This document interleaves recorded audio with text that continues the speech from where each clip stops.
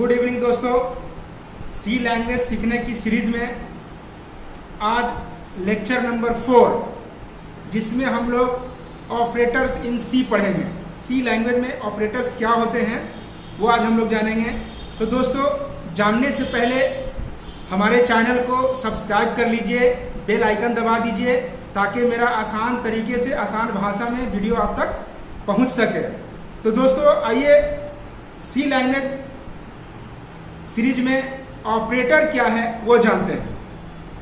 और कल मैं थर्ड वीडियो में आप लोगों को कवर किया था आइडेंटिफायर्स, कीवर्ड्स एंड वेरिएबल्स। आज हम लोग ऑपरेटर यूज करेंगे। तो दोस्तों ऑपरेटर्स क्या है आइए जानते हैं।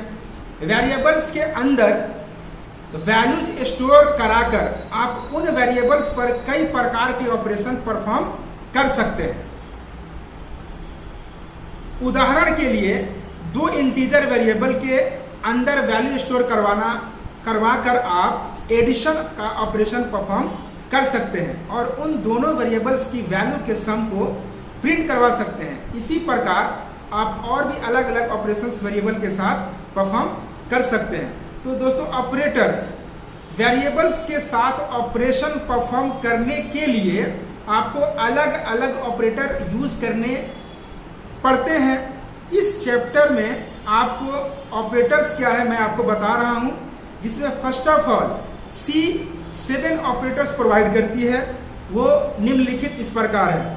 फर्स्ट ऑफ ऑल पहला arithmetic operator, second relational operator, third logical operator, fourth bitwise operator, fifth assignment operator, six conditional operator and 7 special operator. तो दोस्तों अब बारी बारी से एक एक ऑपरेटर के बारे में जानते हैं कि ऑपरेटर कहाँ यूज होते हैं, क्यों यूज होते हैं और कहाँ कैसे यूज करना है। मैं आपको एक प्रोग्राम में क्रिएट करके बताऊंगा। तो दोस्तों first of all arithmetic operator. Arithmetic operators mathematical operation perform करने के लिए यूज किए जाते हैं, जैसे कि addition, subtraction, multiplication and division, just like arithmetic operation. ये 5 प्रकार के होते हैं। ये बेसिक मैथमेटिकल ऑपरेशंस होते हैं, जैसे प्लस का साइन, माइनस का साइन, इनटू का साइन एंड डिवीजन का साइन एंड मॉडुलस डिवीजन, जिसको परसेंटेज आप बोलते हैं, परसेंटेज का साइन। और उसमें इंक्रीमेंट डिक्रीमेंट ऑपरेटर भी बोल सकते हैं, डबल माइनस, डबल प्लस या इनटू का साइन इक्वल टू या double equal to, just like a mathematical operation को अर्थमेटिक ऑपरेटर कहा जाता है। नेक्स्ट आएगा दोस्तों relational operator. What is relational operator? Relational operators दो वेरिएबल्स की वैल्यूज को कंपेयर करने के लिए यूज किए जाते हैं। जैसे कि आप इन ऑपरेटर्स का यूज करके पता लगा सकते हैं कि क्या किन्हीं दो वेरिएबल्स की वैल्यूज बराबर है, और यदि बराबर नहीं है तो कौन सी वेरिएबल की वैल्यू बड़ी है और कौन सी वेरिएबल की वैल्यू छोटी है। इस तरह के ऑपरेटर्स को कंडीशनल स्टेटमेंट्स जैसे if else, switch, for, while आदि के साथ यूज किया जाता है। ये ऑपरेटर्स कंडीशन चेक करने के लिए यूज किए जाते हैं। कंडीशन ट्रू होने पर वैल्यू ट्रू हो जाती है और कंडीशन फॉल्स होने पर वैल्यू फॉल्स हो जाती है। तो सी लैंग्वेज में यूज होने वाले सभी रिलेशनल ऑपरेटर के बारे में मैं आपको बता रहा हूं, जैसे greater than, less than, greater than equal to, less than equal to, double equal to और not equal to. Not equal to का साइन होता है exclamation and equal to, that is a relational operator. And third आइए logical operator. Logical operator क्या है ये हम लोग जानते हैं। लॉजिकल ऑपरेटर्स को डिसीजन मेकिंग स्टेटमेंट्स के साथ यूज किया जाता है। ये ऑपरेटर्स कंट्रोल स्टेटमेंट्स में एक साथ दो कंडीशन को चेक करने के लिए यूज किए जाते हैं। फॉर एग्जाम्पल आप किसी इफ स्टेटमेंट में एक ही जगह दो कंडीशन चेक कर सकते हैं, जैसे डबल एम्परसेंट का साइन, ये हुआ लॉजिकल एंड होता है, एंड डबल पाइपलाइन का साइन लॉजिकल और होता है, एंड एक्सक्लेमेशन का साइन लॉजिकल नॉट होता है। फोर्थ हुआ बिटवाइज ऑपरेटर। बिटवाइज ऑपरेटर्स क्या है मैं आपको बताता हूं। बिटवाइज ऑपरेटर दिए गए वेरिएबल्स पर bit level, that is bit level operation perform करने के लिए यूज किए जाते हैं। ओके, वेरिएबल्स की डेसिमल वैल्यूज बिट में कन्वर्ट की जाती है, इसके बाद उन बिट्स पर ऑपरेशंस परफॉर्म किए जाते हैं। सी लैंग्वेज में यूज होने वाले बिटवाइज ऑपरेटर जो मैं आपको बताने जा रहा हूं, जैसे x एंड y, या x एक्सक्लेमेशन का साइन y, या कैरेट का साइन, या टिल्ड का साइन, या डबल शिफ्ट का sign, that is a bitwise operator. And जैसे कि आपको पता है बिटवाइज ऑपरेटर बिट के साथ वर्क करते हैं। मान लीजिए आप प्रोग्राम में दो वेरिएबल्स a एंड b लिए हैं, या a एंड b क्रिएट किए हुए हैं। इन दोनों वेरिएबल्स में आपने क्रमशः 3 और 5 वैल्यूज स्टोर करवाई हुई है। इनकी बिट्स पर वर्क करने के लिए सबसे पहले आप इन्हें बाइनरी में कन्वर्ट करते हैं, उसके बाद ही टास्क परफॉर्म होंगे। तो ये थे दोस्तों bitwise operator. And assignment operator, fourth assignment operator. Assignment operators variables की वैल्यूज को एक दूसरे को असाइन करने के लिए यूज किए जाते हैं। सी लैंग्वेज में यूज होने वाले विभिन्न असाइनमेंट ऑपरेटर होते हैं जो मैं आपको बता रहा हूं। जैसे इक्वल टू का साइन, मैं कोई नंबर दिया, जैसे int data type and variable या ए इक्वल में असाइन क्या किया 10 वैल्यूज, तो that is a assignment operator. मैंने क्या इंट ए इक्वल टू 10, जो 10 हम असाइन कर रहे हैं इक्वल के साथ, तो इक्वल यहाँ पे असाइनमेंट ऑपरेटर हुआ। अब दोस्तों कंडीशनल ऑपरेटर, कंडीशनल ऑपरेटर क्या है या ये जानते हैं हम लोग। कंडीशनल ऑपरेटर को टर्नरी ऑपरेटर भी कहा जाता है। ये इफ एल्स स्टेटमेंट की शॉर्ट फॉर्म होती है। इसका जनरल स्ट्रक्चर इस प्रकार होता है, जैसे टर्नरी ऑपरेटर में क्वेश्चन मार्क का साइन एंड डबल छोटा साइन जो होता है उसको कोलोन बोलते हैं, मतलब क्वेश्चन मार्क का साइन एंड कोलोन का sign, that is a conditional operator. इसको टर्नरी ऑपरेटर भी बोलते हैं। यदि कंडीशन ट्रू हो तो स्टेटमेंट 1 रिटर्न होगा, नहीं तो स्टेटमेंट 2 रिटर्न होगा। तो दोस्तों ये था ऑपरेटर्स। मैंने 7 ऑपरेटर्स आपके बारे रखे हैं। 7 ऑपरेटर्स को मैंने आपको बताया। सबसे पहले अर्थमेटिक ऑपरेटर्स, अर्थमेटिक के बाद आपको मैंने बताया रिलेशनल ऑपरेटर, उसके बाद मैंने बताया कंडीशनल ऑपरेटर, कंडीशनल के बाद बिटवाइज ऑपरेटर, बिटवाइज के बाद assignment operator, conditional operator and special operator. मैंने स्पेशल ऑपरेटर आप तक नहीं पहुंचाया। स्पेशल ऑपरेटर के बारे में हम बताएंगे आपको। दिया गया स्टेटमेंट कंपाइलर को बताता है कि आप ए एंड बी वेरिएबल में एक होल नंबर, ठीक है, बिना दशमलव के स्टोर करवाने वाले हैं या करने वाले हैं। किसी भी होल नंबर को स्टोर करने के लिए इतनी मेमोरी की आवश्यकता होती है, कंपाइलर उतनी ही मेमोरी आपको प्रोवाइड करेगा। तो दोस्तों आज नेक्स्ट टॉपिक रहेगा data types in C. Data types in C में क्या इंपॉर्टेंस है आइए हम लोग जानते हैं। जब भी आप कोई वेरिएबल्स क्रिएट करते हैं तो उससे पहले कंपाइलर को बताते हैं कि आप किस तरह का डेटा उस वेरिएबल में स्टोर करेंगे। इससे कंपाइलर उतना ही मेमोरी उस वेरिएबल को कंप्यूटर की मेमोरी से या कंप्यूटर की मेमोरी में अलॉट कर देता है। जैसे बाय द वे कि मैं इंट एज लिया, तो एज लेने के बाद तो एज क्या हुआ, दैट इज माय वेरिएबल, और इंट क्या हुआ, that is my data type. Data types में तो जैसे एज में कैसे डेटा टाइप कितना स्टोर मेमोरी कितना दिया, तो स्टेटमेंट कंपाइलर को बताता है कि आप एज वेरिएबल में एक होल नंबर बिना दशमलव के स्टोर करवाने वाले हैं। किसी भी होल नंबर को स्टोर करने के लिए जितनी मेमोरी की आवश्यकता होती है, कंपाइलर उतना मेमोरी उस वेरिएबल को अलॉट कर देता है, जो कि 2 बाइट होता है। यदि किसी प्रोग्रामिंग लैंग्वेज में डेटा टाइप्स ना हो तो बहुत अधिक मेमोरी वेस्ट हो सकती है।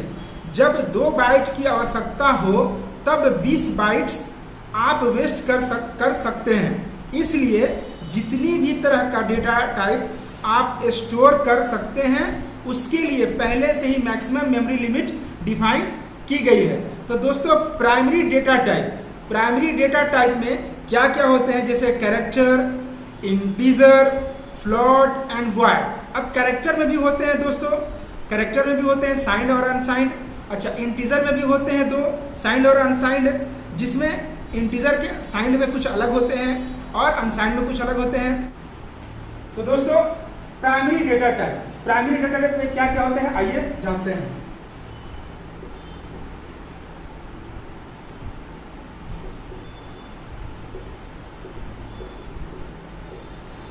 प्राइमरी डेटा टाइप्स में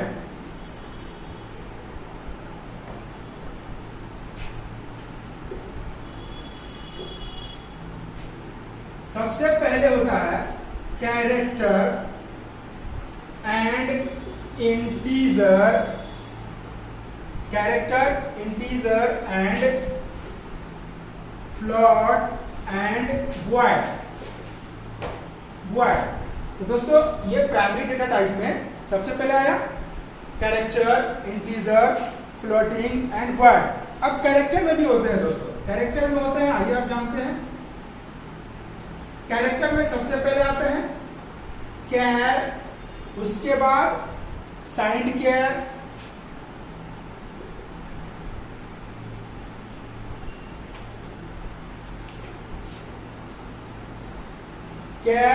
कैर के बाद साइंड कैर, साइंड कैर, उसके बाद आते हैं अनसाइंड कैर, अनसाइंड कैर। उसके बाद आइए इंटीजर में। इंटीजर में भी दो टाइप से होते हैं, साइंड और अनसाइंड।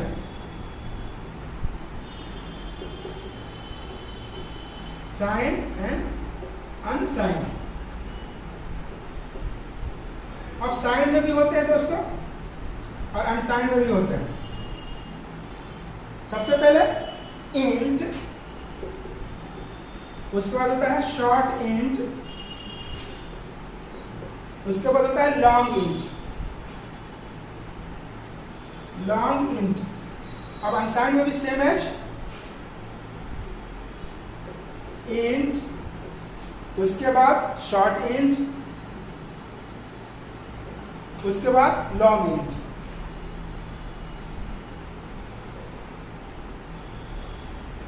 एंड आइए फ्लोट में। फ्लोट में होता है float, double and long double.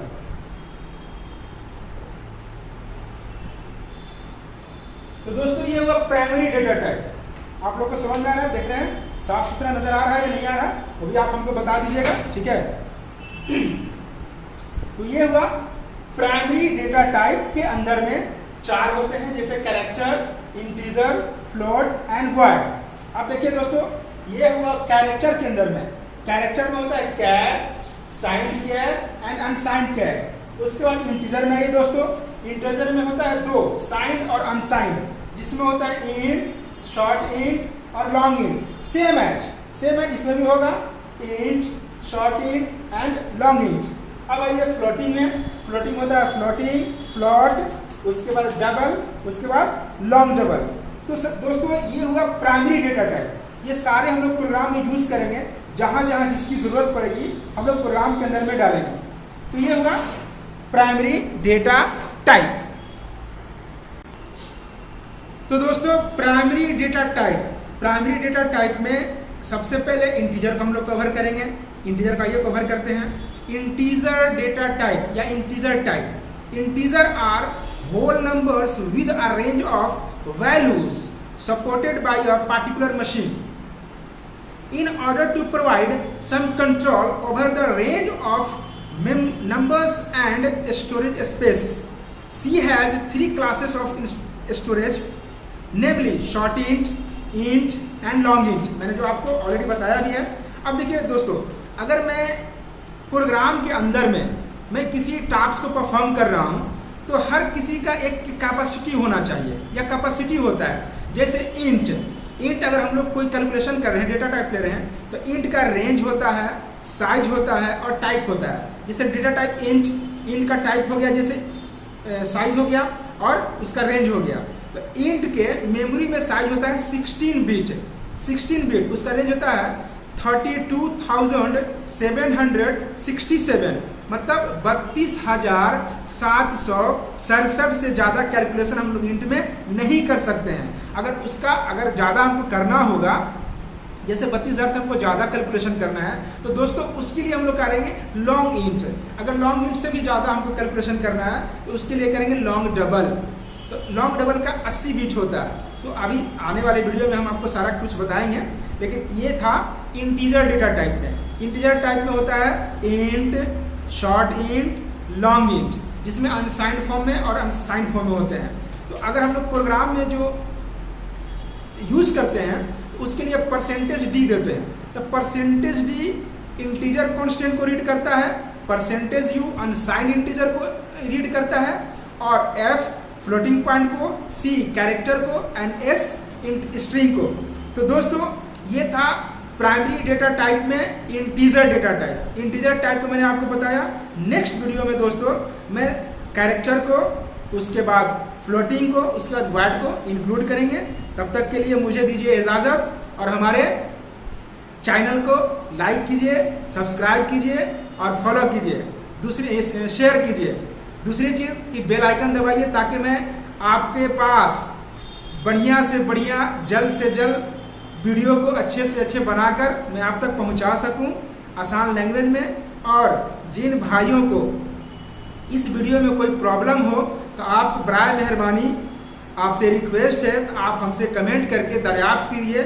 जहाँ भी आपका प्रॉब्लम होगा आप कमेंट करके पूछ सकते हैं, मैं आपको फ़ौरन जवाब दूंगा। उसका क्या जो भी प्रॉब्लम होगी मैं आपको सॉल्व करूंगा। तब तक के लिए मुझे दे दीजिए इजाज़त। जय हिंद।